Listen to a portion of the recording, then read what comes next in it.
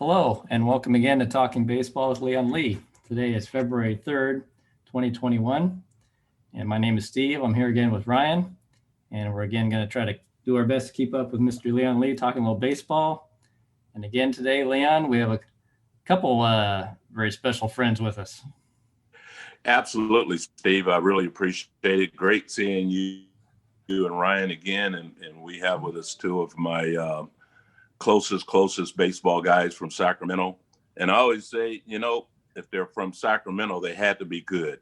And that's from my old alma mater, the great Ricky Jordan, close friend, and Eddie Cervantes. And Eddie Cervantes, you got to know, his nickname is Silky, because when we're talking infield play, we go directly to Eddie because they don't really get much better than Eddie playing the middle infield and teaching middle infield. And so we're really glad and proud to have these guys on, and we're going to be having some really great discussion on baseball situations. And say hi, Ricky. Hi, how's everybody doing? Appreciate you having me on again, Leon, Steve, Ryan, and Eddie. How you doing, Eddie? First time I'm on with you, but good to see you here, and I hope everybody's doing well. Yeah, Ricky, good to see you also. I hadn't seen you since that. I think we had that one meeting a year or so ago at Denny's, and but yeah, Leon's always it's always good to be here with you talking baseball. And shoot, you never fail to give me the good accolades when you introduce me for something. So I appreciate it.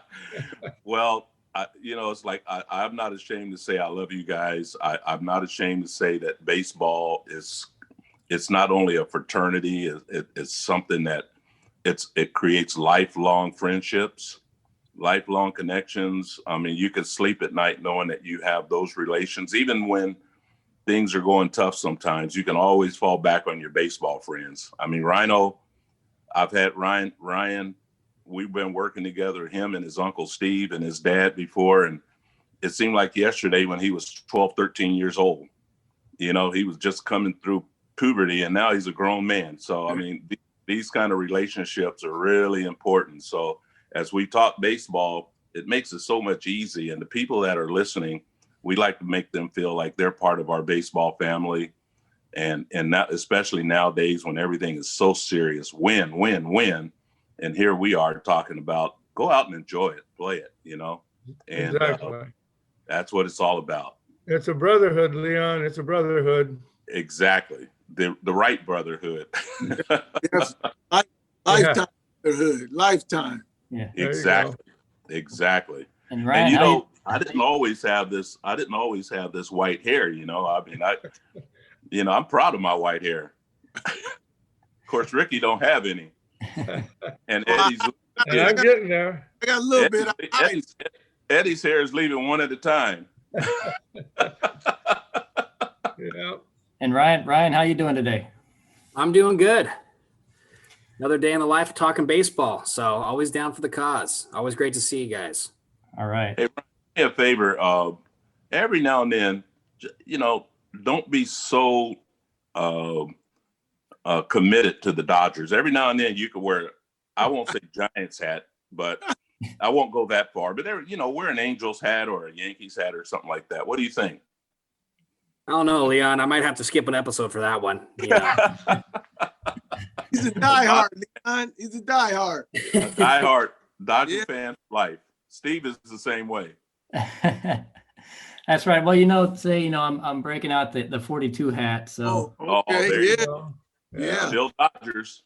Yeah. I love Well, I know today, guys, we wanted to start introducing some new segments onto the podcast, and we wanted to talk about situations and game situations and get everybody's input on how everybody would respond and prepare and react to those situations, and in the hopes that it would be a kind of some good lessons for some of the kids that might be listening. So I think maybe we'll Ryan and I'll kick you off for a situation here, and we'll try to fill in the blanks and then let you guys kind of roundtable and talk about it a little bit. How's that sound? Sounds good. Good. All right. So kind of what I'm thinking of for today is maybe we've got top of the seventh inning, and the home team is winning 4-2. We've got runners on first and third with nobody out. and the runner on first is pretty fast. The runner on third is pretty slow. And it's kind of a cold, wet, rainy day field-wise. And I kind of want to talk about it on defense first. Maybe if you guys are playing defense and you've got this first and third situation with nobody out, and you're the home team, so you guys are up 4-2. But your starting pitcher on the mound is starting to tire a little bit. So what are you guys thinking? Well, I'll start it off, and I'm going to lead it over to Eddie and Ricky, because number one, when you're sending a message like this to the kids, your number one enemy is tension. You got a 2-run lead, you got nobody out, time runs at first base, and you're thinking about all the things that can go wrong. We can't give up this lead. We're up by 2, and you got a fast runner at first, so a double is going to score him, and everybody's got a lot of stress. And the young kids sometimes will say, please don't hit the ball to me. I want to lead it off with that. Number one, keep breathing, stay relaxed, understand the situation. And if you got a fast runner at first, the key you want there, if there's a ground ball hit to the infield, every infielder should be thinking at that time to stay back, make the play, and make sure you get that out at second base. That means you got 1 out at least. And if you can get a double play, that's a bonus. But you got to make sure you get the first out. You got a 2-run lead. So if the runner at third scores, you still got a lead. It'd be a little different if you had a 1-run lead and you got to protect it, or if it's a tie game. My thinking, and it may be different, everybody comes at this a little bit different. Coaches look at it a little different. They may not want to give up that run and get a 1-run difference. Me, I would make sure I got that. I would want to get that 1 out. At least if I'm on defense and a ball hitting the infield, I want to make sure I get an out, number one. Now, ground ball hit to the first baseman, if it's not going toward that bag where he could make a efficient turn and not hit that, throw to second and hit a guy on the, sometimes, Ricky, you could obtain to this. Sometimes that runner's in the line, you get it in the line, you want to throw it over his head and you airmail it to the out. And the infield's got to coordinate to be on the inside or outside of the bag that Eddie could relate to. And sometimes that first baseman making that turn can't discern that. So I would say step on first base and get an out. The first out of that inning is always going to win you ball games no matter what the situation is. So that's kind of the way I see it. But the main thing is stay relaxed, think ahead, get a ball, and go to a bag where you're going to make sure you get an out. Definitely. Yeah, that's a good point, Leon. Get that first out. You're in a double play situation. As the home team in that situation, Ricky, we still have 3 at bats also. That's one thing. It's not a dire situation where we're overly concerned with that runner at third base. But we are concerned with that runner, like you said, Leon, at first base. So if we're not in a steal, if the guy isn't running and a ball is hit, main thing infielders have to remember is get the out at first or get the out at second, force out if you can. But like you said, any out will do in that situation, depending on how the ball is hit. Now, of course, depending on what position you're playing in the middle, let me address that. First thing we're doing in that situation is we're playing double play depth. We're coming in, and we're trying to get that force and possibly 2. If we get 2, it's a bonus. But if we cut off that lead runner, that's what we're looking to do. If the runner scores, we still have a 1-run lead, and we've got more 3 at-bats coming up. We got 3 at-bats coming up. Exactly. So we're in a good situation. And of course, okay, if the pitcher, like Steve says, he's getting a little tired. Well, hey, we may feel pretty comfortable with our bullpen, hopefully, so we have strength there that we're looking at. As far as a ball let's say I'm the second baseman, a ball hit to to Leon, you at third base. You're going to check that runner at third, and you're going to come to me. Now, when you come to me, I'm coming across the bag, and I'm checking that runner again. And Exactly. And I've made that play before, to be honest with you, where that runner, after being checked by the third baseman, decides he thinks he can score, and I've thrown out a runner at the plate in a situation like that. But more times than not, he probably isn't going to run, and but we're just we get that force out at second. If we get the double play, it's a bonus. But if not, we're first and third, and one out now. Exactly. Well, Yeah. What about this, guys? Say that, so you got a slow runner on third, okay, and you got the fast runner on first. What say you if the fast runner on first decides to take a steal? What are you guys going to do next? Well, Get you out in at that first. situation, let me address that, Leon. Ryan, at the younger levels, our coaches, man, we would practice, I don't know, hours on first and third situations with the catcher faking to the pitcher and throwing to third, or faking or hitting the pitcher with a throw. All of that, with that runner running at first, it all depends on what your priorities are at that situation. Do we care about that runner at third, or do we want the out? More times with 4-2, with 2 once again, we probably want that out, get that guy on a steal. But here's a situation at the higher levels.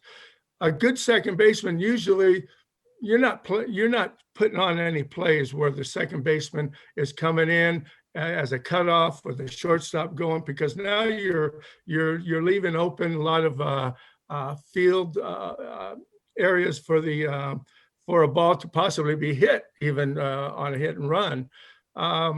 So usually, I don't know, I'm thinking a good second baseman has the play in front of him. He's taking the throw on the move, and in the corner of his eye, he's going to get help from his third baseman on a runner, whether he's gone or not. But I always use my peripheral vision. When I'm coming in to take that throw from the catcher, I could see whether the guy released at third, and if so, I'm moving in front of the bag, and I'm making the play on the throw to home. Or if he's holding, then I'm staying and taking the throw and trying to make a tag. So usually that's, and of course, the runner at third was Leon, you said, Ryan? No, he said he was fast. I think he said the guy at third couldn't run real well. So in that situation, it'd be easier to concentrate and trying to get that runner on a steal. Yeah, definitely. Ryan, you're saying you're just saying he's taking off and running, right? Is that what you're saying? Yeah, he's going. He's running on first and third. Usually that guy at third is going to run on contact on the ground ball. Yeah, well, the guy at second, I mean, we just throw through and tag him out. He's got the speed that you want to get off the bases anyway. And if the guy heads home from third and he beats the throw back after we tag this guy out and he beats it back, then fine, we're still up, a run. Mm-hmm. But yeah, Exactly. Guy to steal a base.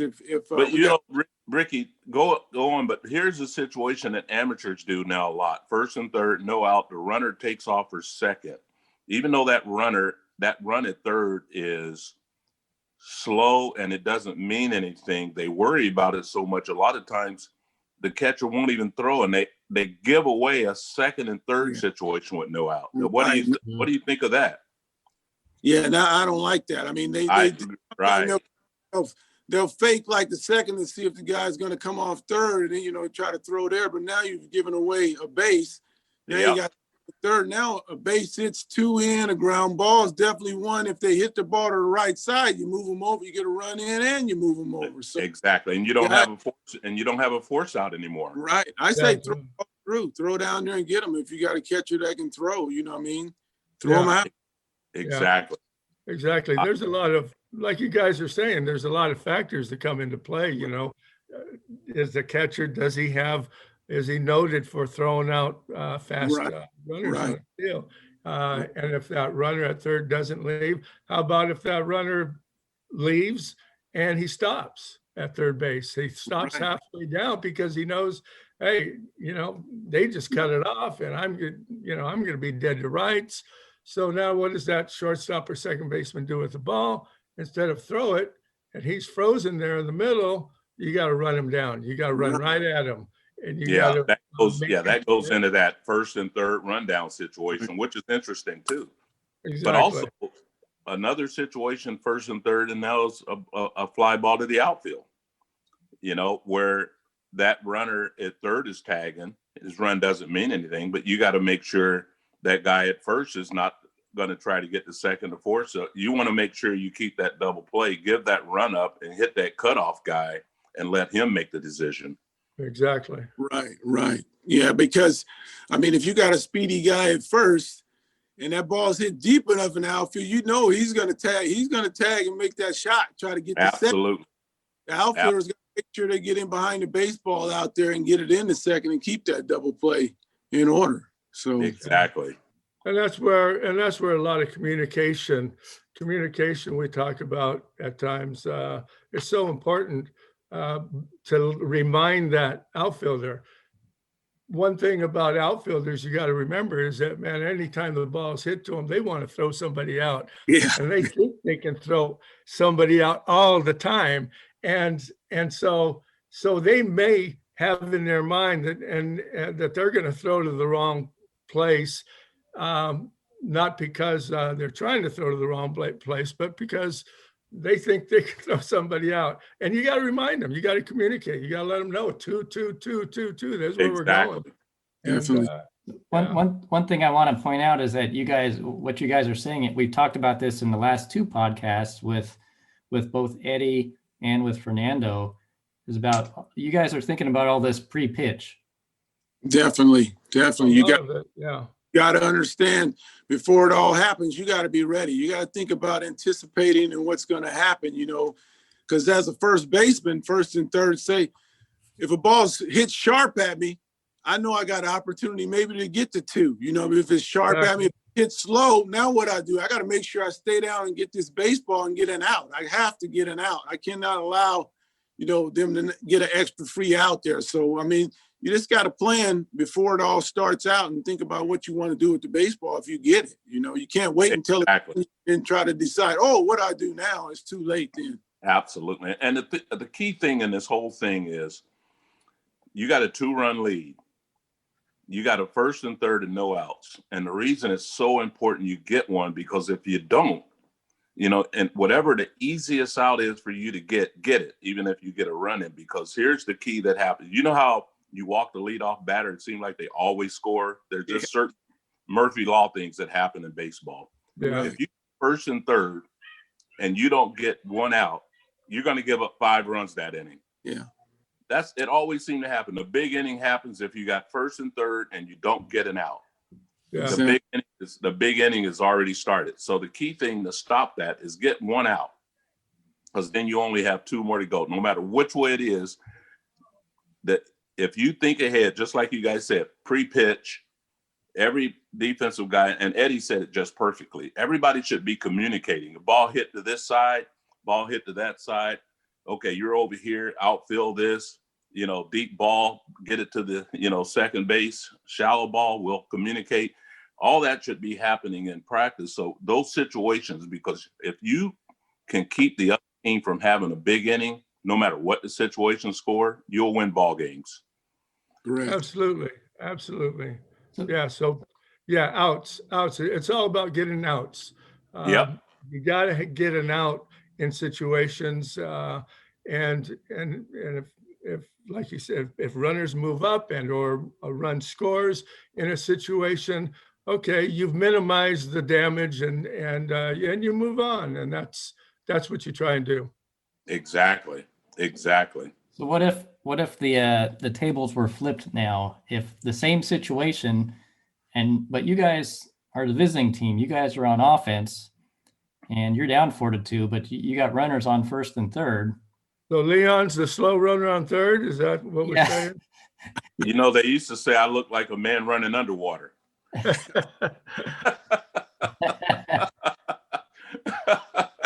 but I got around there pretty good. I thought I was decent. Yeah, you could.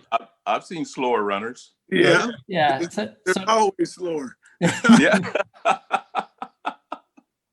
So to kind of go around the table here, Okay, go ahead, Steve. if you guys to go around the table, if you guys want to talk about what you would do in the batter's box and what you would do if you were the base runners, you got a tiring starting pitcher on the mound, and you got a chance here to tie up the game here in the seventh inning. How are you guys approaching that as a batter and as a base runner?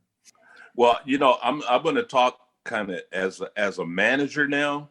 If I got an offense, and then we'll go around the loop and say as a player, because it's a little different outlook. I'm down 2 runs.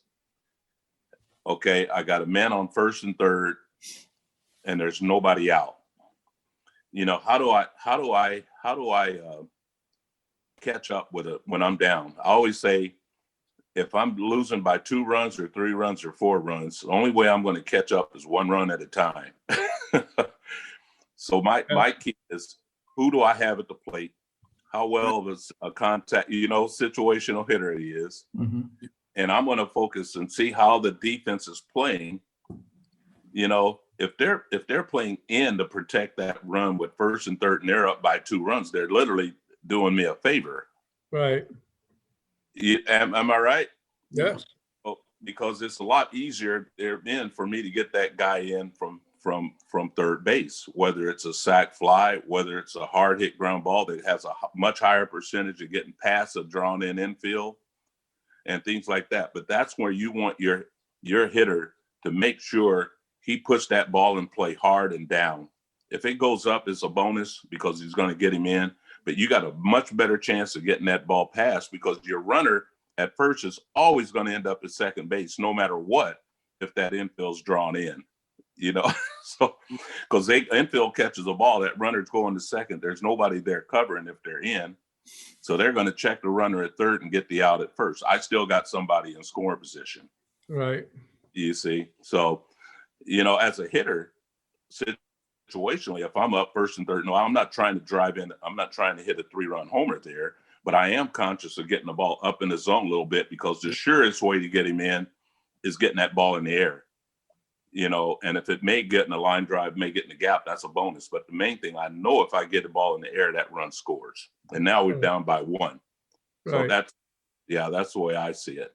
If they're playing back in the middle, right. if they're playing back in the middle for a double play ball, then even a ground ball up the middle is still going to it's still going to get a run in. Get that 1 run, which, not as good of a trade-off. But yeah, you do want that fly ball if you can. And of course, well, Eddie, don't let me cut you off, but see, you could run. So if you hit a ground ball to shortstop, they're not going to double you up. You get an RBI and you're still on bag. If I hit it, it's a double play for sure. Got 2 outs and 1 run in.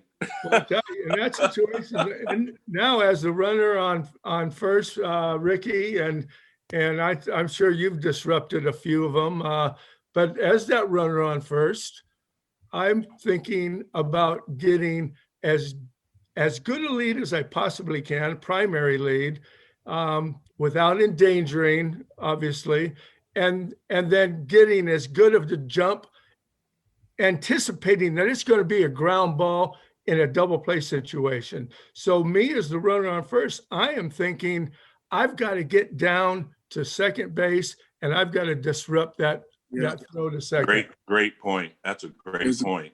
Yeah.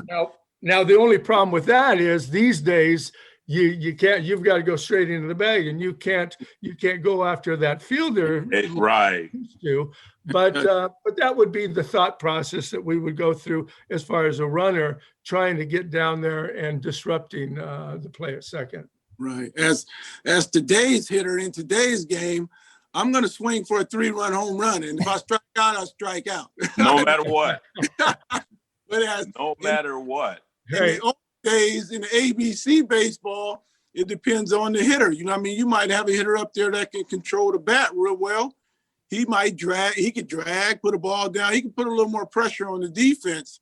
But myself as a hitter, I'm looking for a baseball up that I can drive to the outfield and get a fly ball or hit it in the gap somewhere. That's what I'm looking for. Right. But you know, if there's a good pitcher out there and he gets me in the hole with 2 strikes, I'm still going to try to put it in play somewhere. Even like you said, if a double play comes up, we still get a run. I just want to put it in play somehow, you know. I would even choke up. I would come off the end of the bat sometime, Ricky. When I'm struggling, when the guy's throwing well, I don't, you know, I'll try to hit the ball the opposite side because it's much more difficult to turn a double play. Exactly. Yeah. You know, and as a runner, like Eddie said, I'm going to get a good lead off first to make sure I can put some pressure on that middle infield sliding in there. But also, I got to make sure, say that guy hits a line drive, I got to make sure I can get back to that base without getting doubled off. You know what I mean? Exactly. If the ball, you should be able to see the ball in front of you and be able to get back. That's why I don't understand a lot today. These kids get doubled off with a line drive right in front of them in second. All the time. Double off. The ball's right in front. All the time. All the time. Yeah. Hey, Leon, and I've seen guys. Can I interject ahead, something? On a couple of things that Ricky said, that and relating it to as it seems like we're trying to relate to today's game a little bit at times, and you know, about making that adjustment with 2 strikes. I don't know how many times I've seen these hitters with 2 strikes. They're swinging from their butt.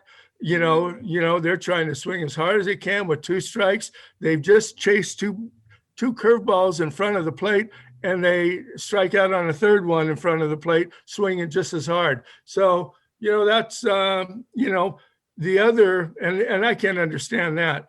The other situation is, you know, we're talking about being in a double play situation.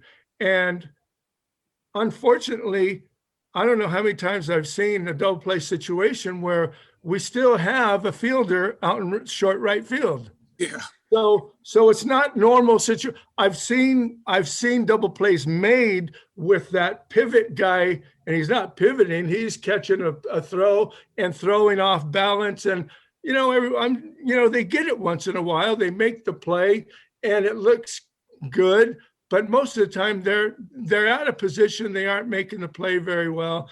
And so it kind of brings this other comment about why that shift is so big, even in a double play situation. It's almost like they're giving up that double play. But like Ricky was saying about that, trying to hit the ball up in the air. Well, they try and do that all the time now. They teach launching the ball. And so what I can't understand is if most hitters, everybody knows that most hitters are trying to launch the ball, what is that shift trying to defend? The shift is trying to defend a ground ball getting through they're not hitting that many ground balls because everybody's trying to launch it. So it almost like it defeats the purpose of that big shift anyway. You know? Yeah. I don't know. But, you know, I've seen these situations, 1st and 3rd or 2 men on, nobody out. Kid takes this big giant swing on a high fastball.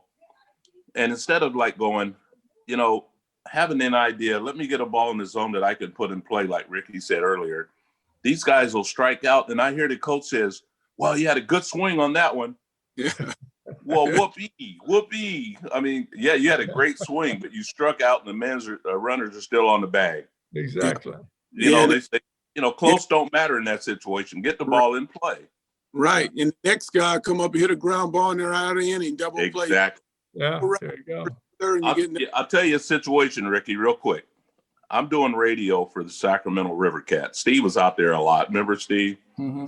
You may have been there tonight. The River Cats were playing Tacoma. I'll never forget. And they had a kid that pitching for Tacoma was keeping everything under control, just sinking and cutting. getting a lot of ground balls, low pitch count, really being effective. Had a good tempo. Well, he gets in the 8th inning. They go to the bullpen, bring in this guy throwing really, really hard. Tacoma's up by 1 run. Okay. Actually, it was 1-0. This guy throwing hard came in the game. First hitter comes. No, the starting pitcher got the first guy on base. So the manager comes take him out. They got a man on first and nobody out. This hard throwing guy comes in the game. High fastball, strike, ball 1. High fastball, ball 2. High fastball, ball 3. High fastball, ball 4. 4 in a row, not even close. Now you got first and second, no outs. And I'm sitting in there in the booth saying, well, this guy can't get the ball in the strike zone. This manager going to have to come get him, situation. Second hitter coming up. High fastball, ball 1. High fastball, ball 2. And I'm going, make an adjustment, young man. High fastball, ball 3. High fastball, ball 4. Bases loaded, nobody out. He hasn't come close. Nobody out, bases loaded. They're up by 1. The next hitter comes up. Oh, I know. Pitching coach goes out, talks to him, comes back in. Next hitter comes up. High fastball, ball 1. And I'm going, bounce the ball, do something. High fastball, ball 2. High fastball, ball 3. Do the count. That's 11 high balls in a row without an adjustment. 3-0, bases loaded, nobody out. Wow. The next ball, high fastball. Guess what? The hitter swung at it and popped it up to the catcher. 1 out.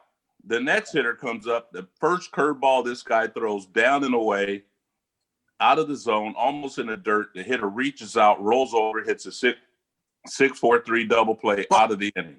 The guy threw 13 straight balls and got out of the inning. That's at AAA. So the next day I'm on the field with, and Steve Scarsoni is managing the River Cats. This is a good story. And he goes, Leon, let me ask you a question. I know what you're thinking. I'm the manager. The guy's thrown 11 straight balls. It's 3-0 count. We're down by a run. Do I have to give the hitter the take sign in that situation? Yeah. And I said, I knew what you were going to say. I said, no, you don't. You shouldn't have to tell him anything. I said, and the hitter who swung at that should be sent back to double. But you see what I'm saying is the kids are not learning. They're being told everything, but they're not being taught to think for them. This is a thinking game. The question Steve asked when we talk about first and third, it's really the responsibility of all these position players on offense and defense to understand what the situation, know what the situation is, know what type of hitter you are, and understand that pitcher got so much pressure on him right then. Oh, man, that did a lot. That's crazy. He really wanted to be out of that game, Ricky. Yeah. Well, I was gonna specifically ask Ryan a question about this situation since he's the youngest one of us here that remembers maybe playing in his younger days. If Ryan, if you were in that first and third situation that we've been talking about here, as a youth player, like you were with some of us who specifically coached you, Eddie, Leon, and myself, did you like it when you were able to do that pre-pitch planning and figure out those situations and make your own choices there, or did you prefer to have the coaches kind of at you as to what to do? I feel like it depends. Obviously, my coaches would go ahead and kind of give me, before I go to the plate, they kind of give me their 2 cents and what's going on. And I would also, have my idea. So I kind of, mold them all together. But just knowing the player that I was, obviously you want to go ahead and if you can hit the ball into the outfield, just, get that sure run. And you obviously get that out because you get the guy from third coming in. But me being a left-handed hitter and also, I was pretty fast and I liked to always run and I also liked bunting and drag bunting. In that situation, I'd kind of want to, switch it up and, maybe possibly I'd want to go ahead and lay a drag bunt down, and let my speed kind of disrupt the base pass a little bit and see what I can do and try to make them do a different situation that they're not necessarily normal to or used to. I think that's a great idea, right? And also, you don't have to do a full-fledged surprise drag bunt. You could just square late, right, Ricky, Eddie? Pretty much. It's almost a real late square around and make sure you get it down because they're still going to have trouble getting, throwing you out. Yeah, exactly. No. Yeah, that was a good answer in it. And one point that Ryan made that I thought was good too is that he was taking what his coaches were instructing him to do and kind of molding that with his own thoughts and making it his own. Right. So Right. he's not going to, obviously nobody wants to ignore your coach but again, the coaches are there to help you. But, again, he's also thinking on his own and kind of making sure he's his own player and learning from that experience. Yeah, Steve, that coach could be telling him a couple of different things. He could be saying pretty simply, hey, Ryan, get up there, make contact, put the ball in play. We need contact, whatever. So that could come in different forms to Ryan. And like he is saying, contact, hey, maybe I'll drop one down and see what can happen. Put the defense on defense, so yeah. I think too, another thing what Eddie's saying is say, okay, put it in play, get it down, do this. The worst thing a coach could say in this area, Ricky, you'd agree. I hear coaches says, don't swing at a bad pitch. Yeah. Yeah. And when the hitter, first thing the hitter thinks like, oh my God, now I go completely on the defense because I got to make sure I don't swing. Perfect pitch. I got to be a perfect pitcher. I'm not going to swing. And it's right there. Something probably can handle too. Exactly. Yeah. And I'd rather a hitter have confidence to go up there instinctively, right? Know what not to swing at. You go up there with a plan. You should have a plan on deck. Exactly. Up there, you should have your plan of what you want to do. You've seen the pitcher probably before. You got an idea what he throws. You got to have a plan before you get up to that plate of what you want to do, because there's not a lot of time to react to that baseball coming in there anyway. That's right. Exactly. Yeah, and in today's game, like you were saying before, Ricky, in today's game, the option that Ryan presented based on his ability with the bunt and considering the potential shifts that might be occurring, that play right there would just create all kinds of fireworks. Definitely. Because even back in the day, I remember Brett Butler, Lenny Dykstra, and them, we'd have situations like that. I'd be at first and third. Man, you didn't know what they didn't even fake them. They wouldn't even bunt. They faked the bunt. Now they got the whole defense. We're all rattled out there. Exactly. There it is. Absolutely. Because they could put it down and they could try to hard ground ball by you. They could do all kind of things. So they put pressure on the defense like that. But when Ryan said, and Brett Butler's a magician with the bat bunting. I mean, he could bunt with the best, and they knew it. So if he drew him in, he'll slap it right by him. Yeah, nowadays, they know how to choke up on the bat to bunt. They don't know what to do with the bat to bunt. It's like a foreign thing. If you tell them to bunt, what do I do? How do I do that? Do I have to choke up? Do I? It's well, Eddie. Here's the thing: you get to the playoffs in the World Series, and I've heard the announcer say this so many times. You get a first and second, nobody out situation. Yeah. And all of a sudden they call for a bunt, and the announcer says, "Well, this will be the first time they bunted all year." Yeah.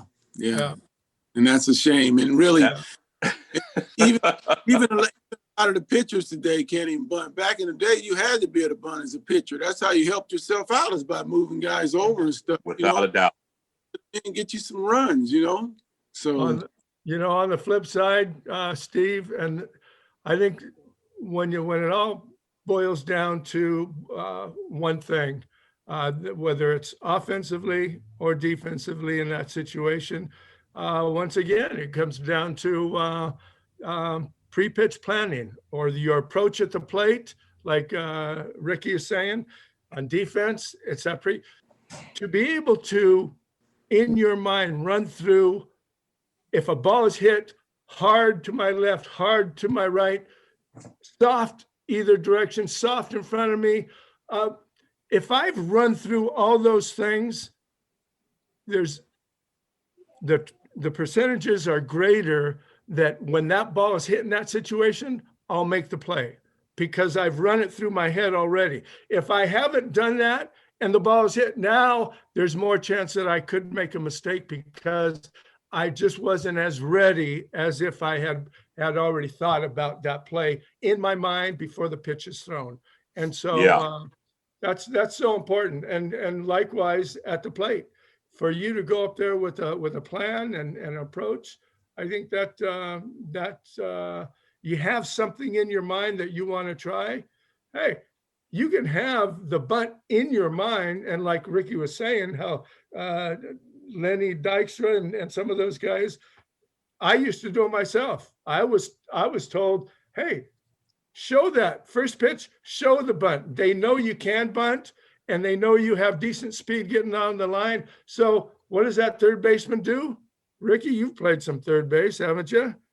A little bit. Most first, but either corner, yeah. So once that guy fakes that bunt, what are you doing? You're coming in, and like you said, now the chances are greater that the hitter can now hit a ground ball by you a little bit easier. That's all. Yeah. But there's some situations, even when you get some guys that could really hit, I would back up sometimes just hoping they would bunt. Yeah. In a situation where you don't want them to hit something big, if they're thinking bunting, go ahead and bunt. I'll give you first base, and you might hit it to where the pitcher get it. Right. Because I don't want to come in and have you hit it past me or over me or get me, because you're a more dangerous hitter in the lineup. If you bunt, you're doing me a favor. Right. So those situations take care. I said, I'm going to back up. You look down at me, and I'm going, go ahead, bunt. In this particular situation, you're doing us a favor. If we can get the bat out of your hand, the other guys are struggling. Correct. Hit a double and a home run, and you thinking about bunting? You looking down at me? Go ahead and bunt. That's one but way. the thing I was going to say is what Eddie, you guys are saying. I think as from young kids learning, and Ryan can relate to this. If you step across that line as a young player and you have the ability to think for yourself, if you have ability to think ahead of the pitch, or you think and you can anticipate a play and what you're going to do ahead of time, you're 50 miles ahead of the game. That's a message. If a kid knows how to think these situations we're talking about now, it becomes way more important than teaching mechanics of hitting and defense. If you could see the game, like Magic Johnson used to say in basketball, see the field, see the floor. Ricky Henderson used to always say, I could see the whole field. And he understands how that field flows, and how he already knows ahead of time what's going to happen, what's going to be the reaction to this action. And if you could teach kids and practice that every day to be able to see and react to what you see, they're going to automatically become better ball players. Absolutely. Yeah. Yeah. Yeah, well, guys, I think like we said at the beginning, we could talk about these situations all night long, but we're probably running up against time here, and it's probably again time for our weekly trivia question from Ryan. All right, guys. So this week I got obviously another question. So this one is: only 3 players have won multiple MVPs in the World Series. Who are they? 3 players have won multiple MVPs in the World Series. Okay, let's cut down to the guys who actually been in the World Series. Little easy hint: they're all in the Hall of Fame. Wow. Now, Ricky, I think this one is from one of your favorite teams in the past. Yeah, it's got to be Reggie Jackson's got to be one of them, maybe, right? Reggie's one. Yeah, I knew that. That's good. Are we going in the past a little bit, Steve, at all? Yeah, I think we're going to the 60s, at least for one of them. World Series MVP more than once. Correct. 3 times you said it, wasn't it? Willie Mays. No. I think one's a pitcher, right, Ryan? The next 2 are pitchers. Yes. Next 2 are pitchers. Koufax. Yep, he's another one. Yeah, he was dominant for a few years there when they were winning. So we got And Koufax, Reggie Jackson, and one more stud pitcher. Dude, I can't. Clemens. No. No, I think Leon, it was a guy we spoke about even last week. One of the people you've spoken to in the past. Like one of the old timers, like Walter Johnson. No, we're talking one of the guys that you may have come across in your minor league days. Oh, man, my memory don't go back last week. From St. Louis? Bob Gibson. Bob Gibson. Gibson. Yep. Yeah. That's Bob Gibson. Yeah. Gibson. Yeah, so Bob Gibson, Koufax, and Reggie Jackson. Reggie Jack. Yeah, Reggie Jack.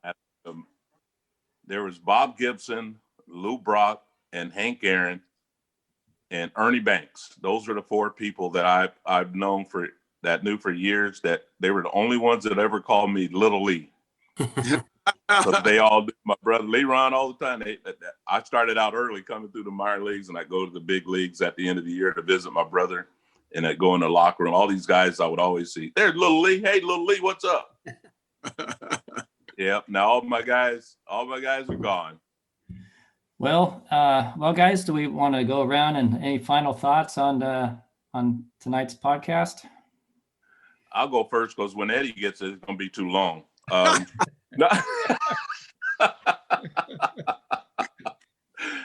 You know, I love these talk. I love laugh talking baseball, because nowadays my final thoughts are just this. That's the reason I said is because you don't see kids laughing or smiling on the baseball field anymore. And in our days coming up, and Eddie can attest to this, Ricky can attest to this, when we're out there with our friends, we're competing. It's not fun in games, but it has to be fun. And we would laugh and talk. And I remember one time Taylor Duncan, when in high school, I struck out and he started cracking up. He was laughing. But sometimes in this game, and my final thought is, you have to learn how to laugh at yourself. Sometimes this game can eat you alive. It can embarrass you. It can make you look terrible.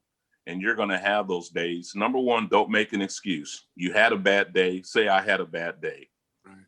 Number two is, just because you had a bad day, you're the only one thinking about it. Everybody around you is not. So you're thinking, oh, everybody thinks I'm a terrible player. They're going home having dinner. They're not thinking one thing about you. So understand, you're going to have the bad days. Laugh it off, forget about it, and come back and have fun again the next day. Yeah, good thoughts. I'll jump in there real quick, Ricky, and I won't take long.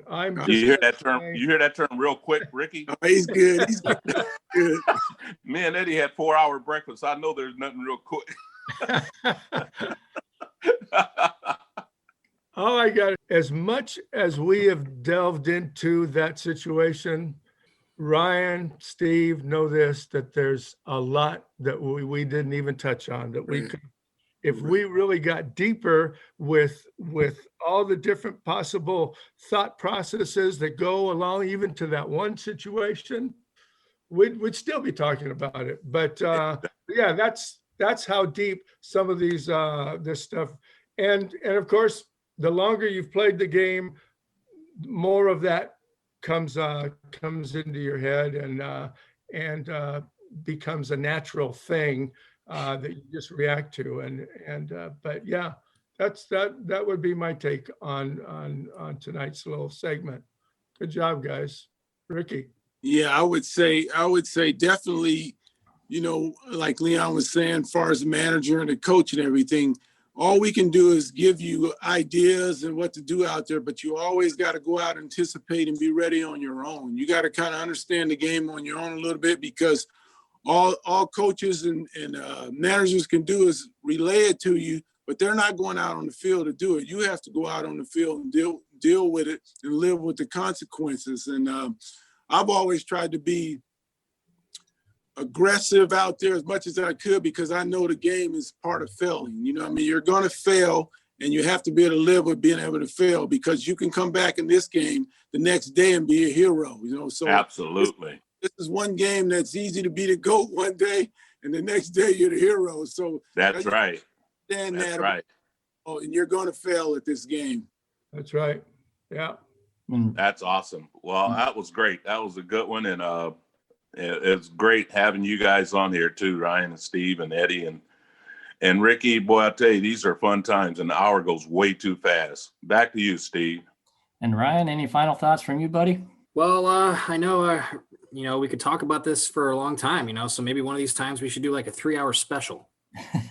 Ah, So, but yeah, that's just jokes. But the thing about baseball, and I'll throw it out there really quick, is, the old saying is, how do you climb the mountain one step at a time?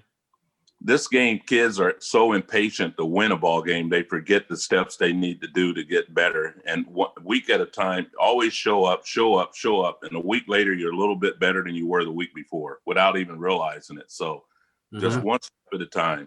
Yeah. Yeah, exactly. All right, guys. Well, it's always a pleasure talking baseball with you all again. So want to remind everybody that you can find the podcast on Spotify or Google Podcasts just by searching for Talking Baseball with Leon Lee. And of course, the main site is talkingbaseballwithleonlee.podbean.com. And we will talk to you all again soon.